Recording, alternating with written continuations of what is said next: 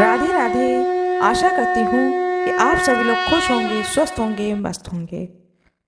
माघ स्नान का समय आने वाला है। जैसा कि हम सभी लोग जानते हैं कि बहुत लोग 1 महीने के लिए माघ मास में कल्पवास करते हैं। आइए जानते हैं माघ मास में जो कल्पवास किया जाता है उसका क्या नियम है। माघ स्नान के लिए मुख्य तीर्थ और नियम कौन कौन से हैं। सत्यम तीर्थ, क्षमा तीर्थ, तीर्थ इंद्रिय निग्रह, सर्वभूत दया तीर्थम, तीर्थम आर्जमेव च, दानम तीर्थ, दमस तीर्थ, संतोषम तीर्थमेव च। श्री गणेशाय नमः। राजा दिलीप ने पूछा गुरु वशिष्ठ से, हे मुने, आप इक्ष्वाकु वंश के गुरु और महात्मा हैं, आपको बारंबार नमस्कार है। माघ स्नान में संलग्न रहने वाले पुरुषों के लिए कौन कौन से मुख्य तीर्थ हैं, उनका विस्तार के साथ वर्णन कीजिए, मैं सुनना चाहता हूँ। और तीर्थ स्नान का जो नियम है कृपा करके उसे भी बताइए, वह भी मैं जानना चाहता हूँ। तब वशिष्ठ जी ने कहा कि हे राजन, माघ मास आने पर बस्ती से बाहर जहाँ कहीं भी जल हो उसे सब ऋषियों ने गंगा जल के समान बतलाया है। तथापि मैं तुमसे विशेषतः माघ स्नान के लिए मुख्य तीर्थों का वर्णन करता हूँ। पहला है तीर्थराज प्रयाग। यह बहुत ही विख्यात तीर्थ है। प्रयाग सब तीर्थों में कामना की पूर्ति करने वाला तथा धर्म, अर्थ, काम, मोक्ष चारों पुरुषार्थों को देने वाला है। उसके सिवा नैमिसारण, कुरुक्षेत्र, हरिद्वार, उज्जैन, सरयू, यमुना, द्वारका, अमरावती, सरस्वती, समुद्र का संगम, गंगा सागर संगम, कांची, त्रयंबक तीर्थ, सप्त गोदावरी का तट, कालंजर, प्रभास, बद्रिका आश्रम, महालय, ओमकार क्षेत्र, पुरुषोत्तम क्षेत्र, जगन्नाथपुरी, गोकर्ण, भृगुकर्ण, भृगुतुंग, पुष्कर, तुंगभद्रा, कावेरी, कृष्णवेरी, नर्मदा, सुवर्णमुखरी तथा वेगवती नदी हैं। ये सभी माघ मास में स्नान करने वालों के लिए मुख्य तीर्थ हैं। गया नामक जो तीर्थ है वह पितरों के लिए तृप्तिदायक और हितकर है। ये भूमि पर विराजमान तीर्थ है जिनका मैंने तुमसे वर्णन किया है। हे राजन, अब मैं तुम्हें मानस तीर्थ को बतलाता हूँ, सुनो।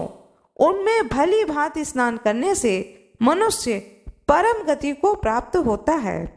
सत्य तीर्थ, क्षमा तीर्थ, इंद्रिय निग्रह तीर्थ, आर्जय तीर्थ, दान तीर्थ, दम तीर्थ, संतोष तीर्थ, ब्रह्मचर्य तीर्थ, नियम तीर्थ, मंत्र जप तीर्थ, प्रिय भाषण तीर्थ, ज्ञान तीर्थ, धैर्य तीर्थ, अहिंसा तीर्थ, आत्म तीर्थ, ध्यान तीर्थ और शिव स्मरण तीर्थ, ये सभी मानस तीर्थ कहे गए हैं। मन की शुद्धि सब तीर्थों से उत्तम है। शरीर से जल में डुबकी लगा लेना ही स्नान नहीं कहलाता है। जिसने मन और इंद्रियों के संयम में स्नान किया हो, वास्तव में उसी का स्नान सफल है, क्योंकि वह पवित्र एवं स्नेह युक्त चित्त वाला माना गया है।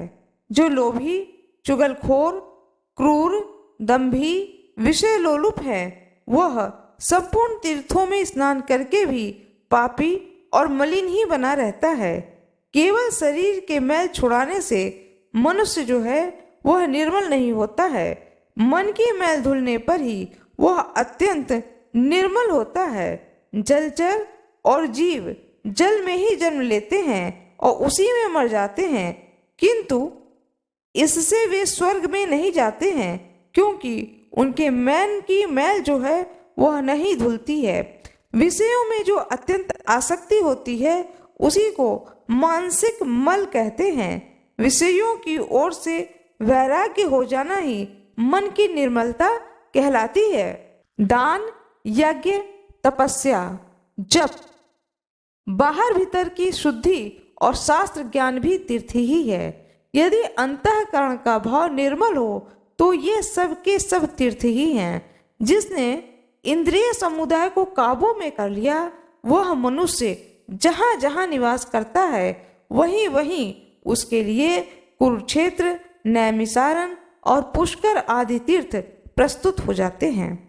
जो ज्ञान से पवित्र है, ध्यान रूपी जल से परिपूर्ण है और राग द्वेष रूपी मल को भी धो देने वाला है, ऐसे मानस तीर्थ में जो स्नान करता है वह परम गति को प्राप्त होता है। हे राजन, यह मैंने तुम्हें मानस तीर्थ के लक्षण बतलाए हैं। अब भूतल के तीर्थों की पवित्रता का कारण सुनो।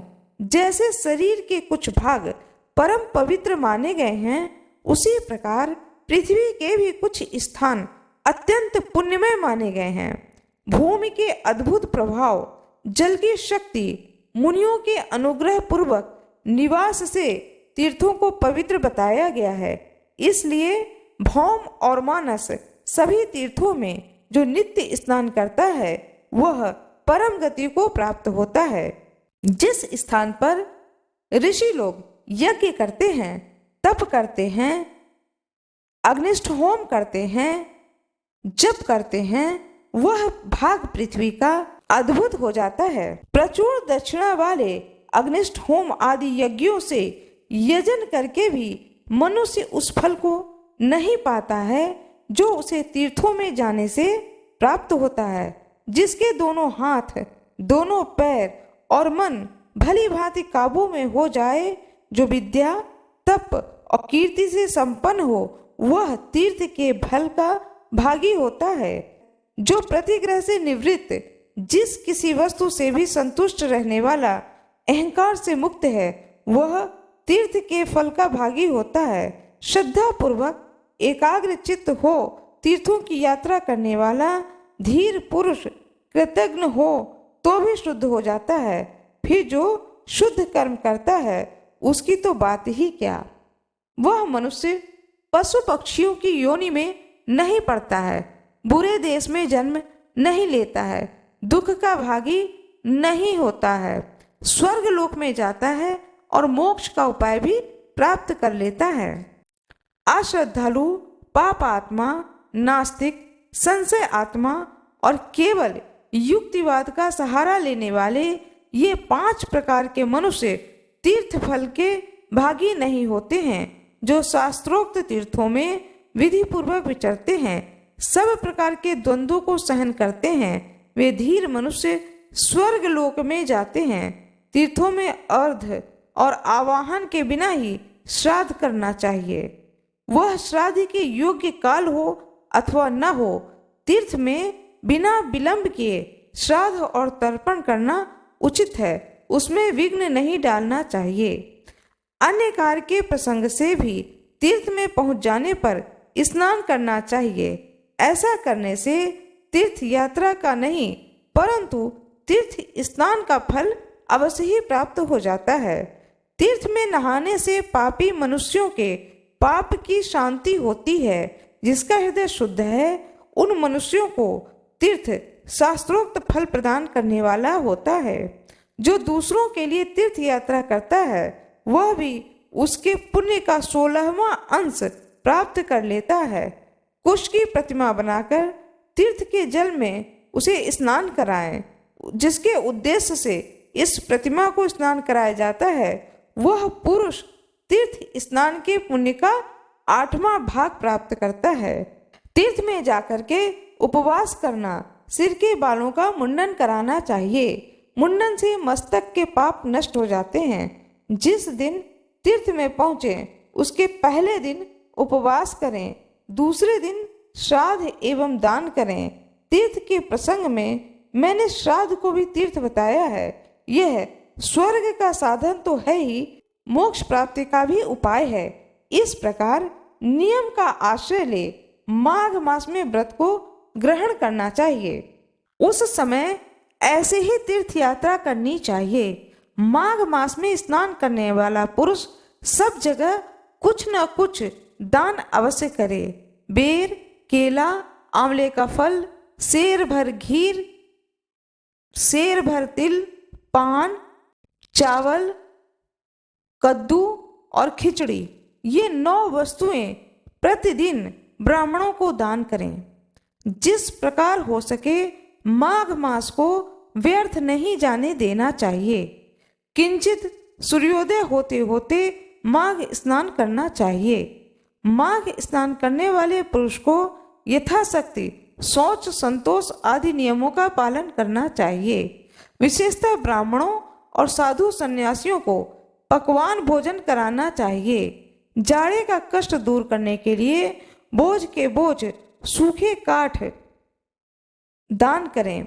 रुई भरा सैया, गद्दा, यज्ञोपवीत, लाल वस्त्र, रुईदार रजाई, जायफल, लौंग, बहुत से पान, कंबल, हवा से बचने के लिए मुलायम जूते, सुगंधित उपटन दान करें। माघ स्नान पूर्वक घी, कंबल, पूजन सामग्री, काला अगर, धूप, मोटी बत्ती वाली दीप, भांति भांति के नैवेद्य से माघ स्नान जनित फल की प्राप्ति के लिए भगवान माधव की पूजा करें।